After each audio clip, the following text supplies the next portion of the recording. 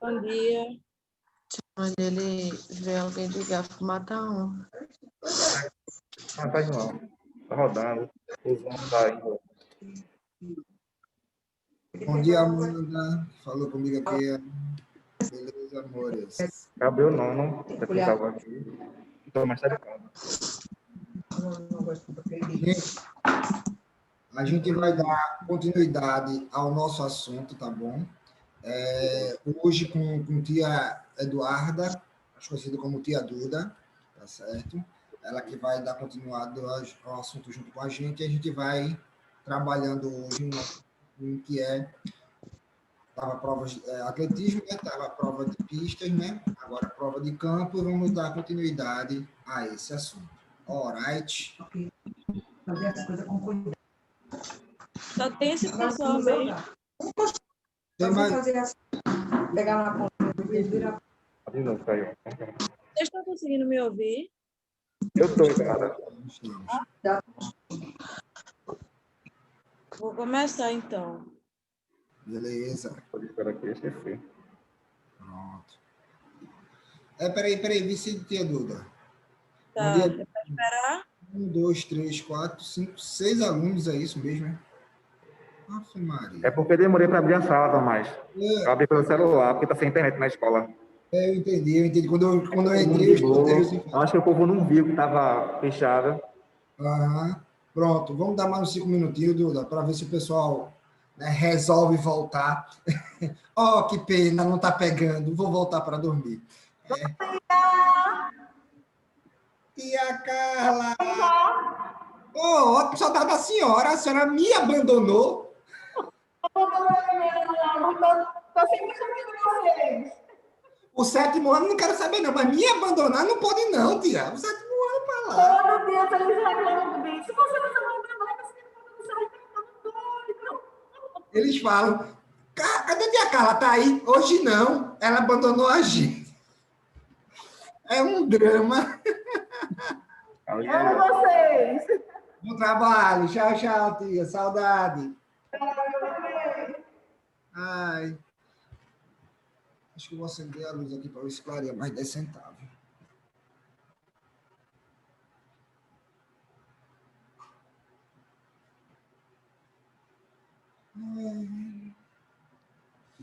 Eita, nós. Então, mais uma pessoa? Oh, maravilha. Olha. Tem algum outro áudio vazando. Eu acho que é o microfone do celular de tio, entendeu? Se uma sala tá vazia, Amanda, o eco é muito grande. Tá no alto-falante, tá alto. Essa história. Nem se preocupe. Isso é normal. Isso acontece com os melhores anfitriões, tá certo? Nem se preocupe. Opa, entrada mais uma.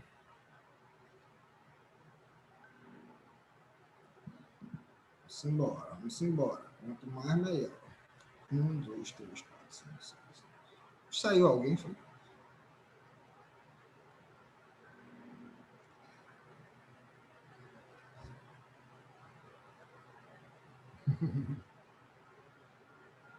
Pronto, entrou Manu, mas saiu alguém agora. Pronto.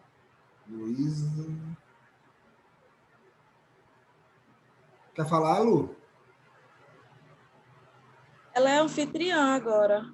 Ah, tá. Então foi só vi Luísa alguma coisa, eu olhei aqui. Eu disse, será que ela quer falar? Mas não vi mãozinha levantada, não vi nada. Olhei rapidamente. Eu sou a moral agora. Essa é a parte que a gente vai com medo, Eduarda. Não parece, mas estamos com medo, viu? Não parece. Essa é a minha cara de medo. Ai, é bom demais.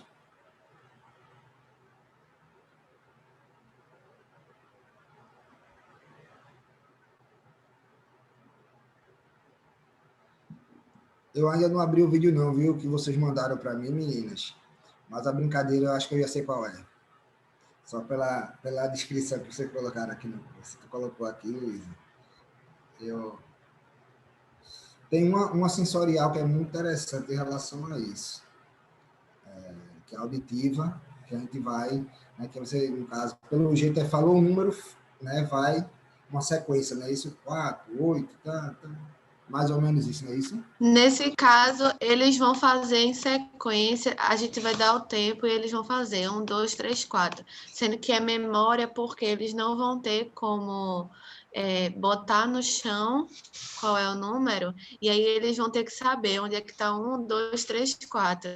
E aí, nesse tempo que a gente vai dar, eles vão ter que ir saltando, e se errar a ordem, aí zera, porque eles vão contando na mente quanto eles fizeram nesse tempo. Uhum. Se eles errarem o número que eles saltaram na ordem, aí vai zerar a contagem. É tipo aquele joguinho Gênios que tinha, né? Que você acendeu uma luzinha, você clica na luzinha, aí vai acender 2 luzinhas aquela ordem, 3 luzinhas aquela ordem, e assim vai, né? Exatamente.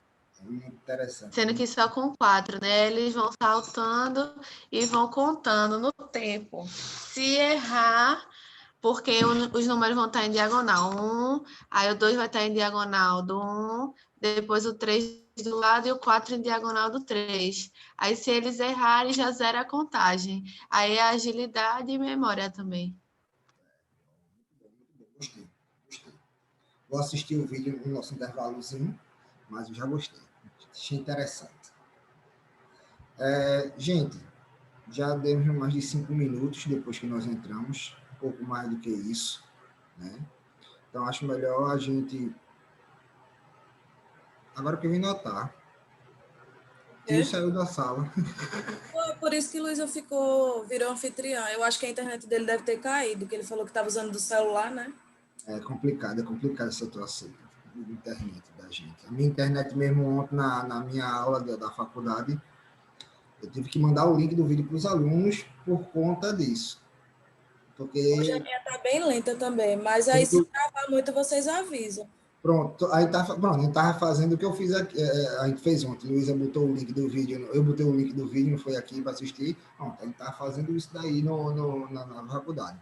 Só que é com a aula da faculdade mesmo, uma aula preparada, a gente joguei lá e disse, assistam, depois tira a dúvida. Um videozinho legal de 2 horas, só para assistir. Pequenininho.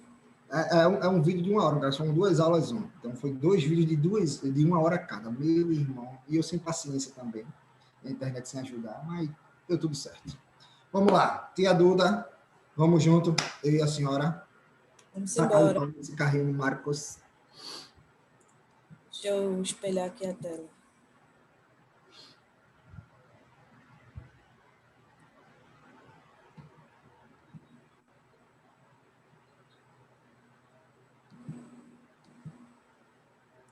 Tá espelhando aí? Isso. Tá chegando ainda. Chegou agora. Vamos lá.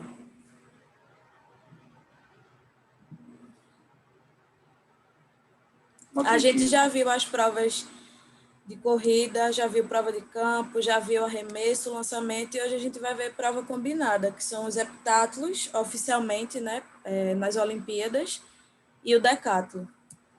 As provas combinadas têm o objetivo de descobrir o atleta mais completo e regular em todas as provas disputadas. Provas essas que são executadas em 2 dias. As provas combinadas podem ser o tetrátulo, pentátulo, masculino e feminino, e octátulo. Entre esses aí, também tem o biatlo e o triatlo, né? Mas oficialmente, em provas oficiais, né, Olimpíadas e campeonatos mundiais. Entretanto, as 2 modalidades que são O biatlo também é conhecido também por aquátulo, que a maioria do biatlo são 2 provas, inclusive uma delas é a natação. Eu tive um cunhado que ele é atleta de triatlo e biatlo. Por isso que eu estou falando com um pouquinho mais de propriedade no biatlo ou aquátulo, porque ele, no caso, realmente o bicho é bom. Ele ainda hoje é atleta, e também é professor, é do estudante de educação física, faz na UPE. Né? E assim, é uma prova que sempre vai ter, a natação é básico, muito difícil não ter uma natação, um biatlo, um triatlo. Sempre vai ser corrida, natação e bicicleta, ou natação e bicicleta, natação e corrida, nesse biatlo, tá certo? Mas natação sempre está E a natação não é na piscina, gente. A natação dessas corridas, né, no caso de biatlo e triatlo, é no mar, tá certo? Sempre em mar aberto, feito falei o Ironman, foi ontem que eu falei, Ironman também é uma prova de resistência muito gigantesca, né? É como se fosse um triatlo, mas absurdo, né? Você Muito mais corre, puxado, né? Quando é em mar aberto, assim, mar aberto, a corrente. corrida A corrida do Ironman não é em pista normal, é subindo, descendo montanha, por dentro de mar, é triste. Né? A bicicleta também é imoral, você corre, sei lá, quantos quilômetros de bicicleta. Então, realmente é uma prova muito longa. E por isso se chama Ironman, porque o cara que ganhar, conseguir sobreviver, não é nesse campeão, sobreviver no final, realmente é um homem de ferro. Tem que ter uma resistência muito boa para essas provas. Olímpicas e reconhecidas oficialmente pela Confederação Brasileira de Atletismo e pela Associação Internacional de Federações de Atletismo são o heptatlo feminino e o decatlo masculino. No caso, o heptatlo sempre vai ser feminino e o decatlo sempre vai ser masculino. Não existe decatlo feminino. No caso, o heptatlo são 7 provas e o decatlo são 10 provas. O heptatlo é exclusivamente feminino e compete em 7 provas em 2 dias. O primeiro dia é composto pelas seguintes provas: 100 metros com barreira, salto em altura, arremesso de peso, 200 metros rasos. O segundo dia é composto por salto em distância, lançamento de dardo, corrida de 800 metros. Já no decatlo, a prova exclusivamente masculina, onde os atletas competem em 10 provas distintas, em 2 dias. O primeiro dia, 100 metros rasos, salto em distância, arremesso de peso, salto em altura e 400 metros. O segundo dia é composto por 110 metros com barreira, lançamento de disco, salto com vara, lançamento de dardo, corrida de 1.500 metros. Travou aqui para mim. Volta só mais um pouquinho, do deu uma travada, mas essa parte final deu uma travadinha. Salto com vara, lançamento de E aí, disco, tá rolando aí? Está cortando salto ainda. com vara, lançamento de dardo, corrida de 1.500 metros. Para se definir o vencedor, são utilizadas pontuações baseadas em fórmulas e tabelas. Existe uma tabela criada pela federação que é bem complexa de entender, que cada prova gera uma pontuação e no final, como ele falou no início do vídeo, eles querem saber quem é o atleta mais preparado em todas as provas. No caso, não adianta você se dar bem numa prova só, tipo, eu vou me esforçar só nos 100 metros rasos, ser primeiro lugar, e nas outras provas você e não ser muito bom, porque é a pontuação de todas as provas juntas e vai gerar uma média, segundo a tabela que a federação criou. No caso também, você não pode fazer a prova, por exemplo, existe a prova de 100 metros rasos e existe a prova de 100 metros rasos de quem está fazendo decatlo ou heptatlo. Essas provas elas não se misturam. Quem faz a prova de heptatlo faz separado das outras provas. Não, elas não se misturam. As regras utilizadas são as mesmas oficiais das modalidades disputadas, com o acréscimo de algumas como 30 minutos de intervalo entre uma prova e outra, e caso o atleta não faça uma saída ou outra tentativa em uma das provas, ele será desclassificado nas provas seguintes e será considerado abandono de competição. No caso, como ele falou aí no vídeo, você tem que fazer todas as provas, ou seja, vai testar muito a resistência do atleta. Porque se ele faz uma prova, outra, e na terceira prova, por exemplo, ele não aguenta fazer, ele é desclassificado. E também tem a questão de que essas provas, como eu falei antes, as provas não se misturam. Isso é em provas oficiais, porque, por exemplo, em provas... quando existe competição no Santos Dumont, por exemplo, eles misturam porque aí é mais rápido, como tem muito atleta, né, para agilizar o tempo de realização das provas. As provas oficiais, em relação a, nesse caso, gente, que tia Duda está falando, são provas maiores, como um campeonato brasileiro, uma Olimpíada, essas coisas. Infelizmente, as provas regionais, estaduais, que têm um investimento financeiro menor, até pelo governo, um apoio menor, então acabam-se fazendo tudo misturado, depois vai uma triagem, aquele atleta do pentatlo, aquela atleta do pentatlo, aquele atleta do decatlo, ele correu todo mundo no 100, no 110, sei lá o que, então vamos ver, vamos separar para jogar a pontuação para um lado, a pontuação para o outro. Infelizmente, por conta do investimento ou do não investimento, né, aí acabam se afunilando, botando todo mundo num pacote só. Agora, quando é um campeonato grande, mundial, um pan-americano, uma coisa, aí não, aí cada um por si, porque o investimento ali é muito alto. É muito patrocínio, né? Muitos patrocínios, né? E assim, o país, quando vai lá para fora, né? Vamos dizer assim, o Brasil, vamos colocar na nossa pátria maravilhosa, né? Quando ela está lá fora, ela não quer fazer feio, né? Então, nenhum país, pô, tá o mundo todo vendo, eu vou fazer feio? Vou, não, pode, deixa a vontade dos meus meninos, eles vão jogar, vão correr tranquilo, vão saltar tranquilo, vamos trabalhar, vamos dar o maior suporte do mundo, né? Por isso que muitas vezes a turma fala, oxe, meu irmão, como é que dizem que o esporte é amador? Você vê na Olimpíada os atletas com melhores roupas, melhores... 90% desses atletas são investimentos, ele recebe, 90% não, 100% dos atletas recebe 90% de investimento de fora. Não é do governo, não. É de empresas que estão bancando. Tá certo? Muitas vezes, quem vê os atletas no Mundial, no PAN, nas Olimpíadas, não sabe o que esse atleta passou logo no início, né? Porque eles tiveram que passar por campeonatos menores, como regionais, Nordeste, até chegar lá, né? Isso mesmo. E assim, é muito difícil a vida desse pessoal. Porque hoje, se ele está por cima, hoje ele é o Usain Bolt, né? Da situação, ótimo, mas o Usain Bolt comeu muita terra para correr naquela pista bonitinha. Não foi, meu Deus, nasci já correndo. Não, gente. É muito difícil a vida de um atleta, até de quem tem dinheiro, condições mesmo, para investir nisso daí. É complicado. Vai, Duda.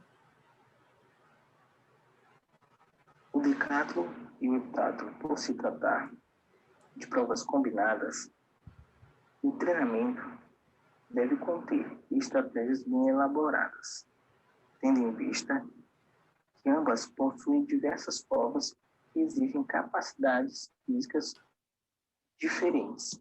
No caso, cada atleta no treino, ele tende a melhorar o que ele é ruim. Por exemplo, se eu sou muito bom nos 100 metros rasos, eu sou ruim no salto com vara, eu preciso trabalhar o salto com vara para poder a pontuação ficar boa, para eu não ficar em primeiro lugar nos 100 metros rasos e em último no salto com vara. Eu preciso ficar ali, meio a meio, para poder, no final, a minha pontuação ser boa, né? Isso mesmo. É como a gente estava falando, né, na aula, como é um somatório, às vezes os primeiros lugares, o ser em primeiro não é tão importante como se manter uma média em todas as provas, né? Como a tia Duda falou agora. Né? Obrigado. Ser primeiro é interessante se você é bom naquela prova. Se você não é bom naquela prova, não tem um domínio naquela prova, você tem que fazer o máximo, treinar o máximo para não ser o último, para pegar a menor pontuação. Você tem que pontuar mediamente. Porque, exemplo, como eu estava dando exemplo, se tia Duda é boa na corrida e boa no lançamento, mas no resto ela é horrível. Então, de 7 provas, ela tirou o primeiro lugar em 2. Mas o restante ela ficou em 5. Então, as 2 pontuações maiores vão para lá. Ótimo. Vamos dizer que em primeiro lugar ganha 1.000 pontos. A tia Duda está lá com 1.000 pontos. E o último lugar ganha 10. ela ficou com 2.050 pontos. Mas vamos dizer que o terceiro lugar ganha 400. E Tia Luísa ganhou as 7 provas em terceiro lugar. 7 vezes 4 dá quanto? 28. Tia Luísa ganhou. Não foi em primeiro lugar nenhuma, mas ganhou. Por quê? Porque ela teve 2.800 pontos, pelo menos de Duda ela ganhou, né? Porque Ou seja, ficar em primeiro lugar nas 2 provas não vai adiantar de nada. não adiantou de muita coisa, não. Então, é como se fosse um somatório. Então, no que o cara é bom, o cara tem que se manter, e o cara é ruim, o cara tem que fazer o possível para chegar o mais próximo daquela, né, do pódio, ou entre os 4 primeiros, 5 Ficar ali primeiros. no meio, porque ficar em último não rola. Não rola, não rola mesmo. Se você quer ser campeão, Vai para casa. Não significa que não possa chegar em primeiro, né? Não é nem isso a questão. É que, na verdade, como é uma prova combinada, ficar em primeiro em todas as provas, mesmo que você faça um treino combinado também, preparatório para todas as provas, assim, é difícil em relação à resistência, porque são 2 dias de competições, e mesmo que tenha um intervalo de meia hora, são competições pesadas que você está fazendo o seu esforço máximo. Não quer dizer que você não possa chegar em primeiro. Se você chegar em todas as provas, é muito bom. Mas isso não é uma prioridade, né? A prioridade é você ficar... sempre manter ali acima assim, o seu resultado para você conseguir chegar segundo, primeiro, terceiro, não ficar em último, para ir somando esses pontos e no final conseguir um resultado bom. Mas se você chegar em primeiro, se você for o cara, é ótimo. massa, né? Melhor ainda. A sua equipe vai amar, seu treinador também, né? E os patrocinadores. Ou vai ter que fazer bonito, né? Vai ser maravilhoso. Vai ganhar um aumento no patrocínio desse jeito. É complicado, né? Fizeram a pergunta para a gente na outra aula se alguém já ganhou as 7 provas no feminino. Em primeiro. Em primeiro lugar, né? E as 10 provas no masculino. E até agora, eu procurei ontem e não achei. Não sei se vocês chegaram a pesquisar, meninas. Eu não achei. Então, porque também é muito difícil. Porque você sai de uma... A maioria, por exemplo, quem é da corrida vai tentar fazer aí, não tem habilidade nenhuma, não tem nem habilidade também, não tem a prática do treino de um arremesso de disco, de lançamento de disco. Não sabe fazer. Então, ele vai aprender um movimento novo, e isso tudo sem esquecer o antigo. Então, se eu só corria os 100 metros já, vamos estar boto, só corria os 100 metros, pô. O cara vai correr o 400, o 1.500, o cara vai fazer todos os lançamentos, todos os saltos. É muito complicado com um cara que só fazia uma coisa. Então, é difícil essa pessoa, esse atleta, né, conseguir ser bom em tudinho. Né? Ele pode pegar uma habilidade maior com um ou com o outro, ter 2, 3 provas dessa daí, ele realmente arregaçar, ser um cara bom, ser um cara tirador de onda, mas o restante ele vai penar para tirar uma pontuação boa, para chegar numa classificação boa. Vale, tia. As capacidades físicas variadas, podemos citar a força explosiva de membro inferior e membro superior, velocidade, aptidão cardiorrespiratória, entre outras. Tá. Já estava no final. É o que, professor? É que estava cortando, mas já estava no final do vídeo. Não, ele falando, né, as habilidades que a pessoa tem que ter, como força, velocidade, né, a explosão, porque a prova de 100 metros é explosão pura, a saída praticamente define. Bolt é uma exceção, né? Bolt é a exceção, mas Bolt treina todo santo dia essa saída. Né? Das fases, né, que a gente viu do atletismo, né, da corrida, né, das 5 fases, essa fase de saída é a fase que Bolt mais treina. Por quê? Porque é que ele mais precisa, que ele tem esse déficit. Então, o treinador dele, né, inteligentemente, bota para gerar. O que esse cara treina saída, vocês não têm noção. Eu já assisti um treino dele de saída, é absurdo, é exaustivo. Eu não sei se você já viu o documentário dele. Não assisti ainda não. O treino dele de saída, ele correndo com uns pesos assim absurdos, sabe? As anilhas gigantonas. Não tá bom, você tem que melhorar. E ele assim, já exausto, né? Exausto, pô. Mas é aquela situação, né? Se ele é o melhor do mundo, é porque tá ali, né, treinando exaustivamente, né? E isso daí ele consegue até um agente motivador dele, né, motivacional, quando ele vê o resultado no final. Ele fala, caramba, doido, aquele treino de 2 horas com aquelas anilhas na corda amarrada, eu puxando, o cara, olha, tá valendo a pena, tá surtindo efeito, né?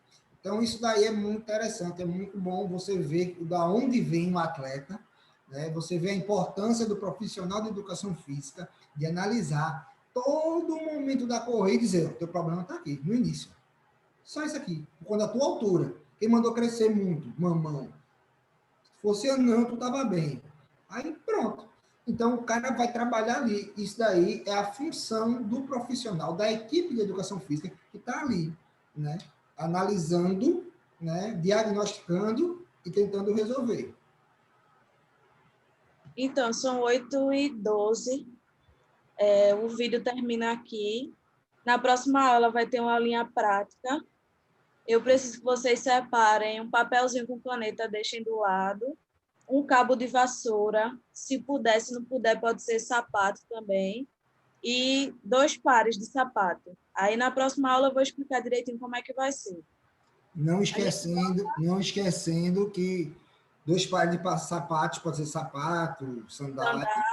Vocês vão ter que estar de sapato, tá beleza? Aí a gente vai pedir encarecidamente, né? Nesses 10 minutos agora de intervalo que vocês vão ter, que arranje o material, se produzam, bota aquela make bafônica e ative a câmera, né? Quem puder dar um tapa aí no cabelinho aí, dar uma ajeitadinha, pentear, passar aí uma mansa aí, alguma coisa, e faz, beleza? Dá essa moralzinha à tia Duda, que tia Duda trouxe uma brincadeirinha legal pra gente. Então, de boinhos, vamos lá. A gente volta às 8h20, né? Volta às 8h22, tá certo? Que tem desses 10 minutos. E a gente tira as dúvidas desse vídeo se alguém tiver, tá certo, gente? Valeu!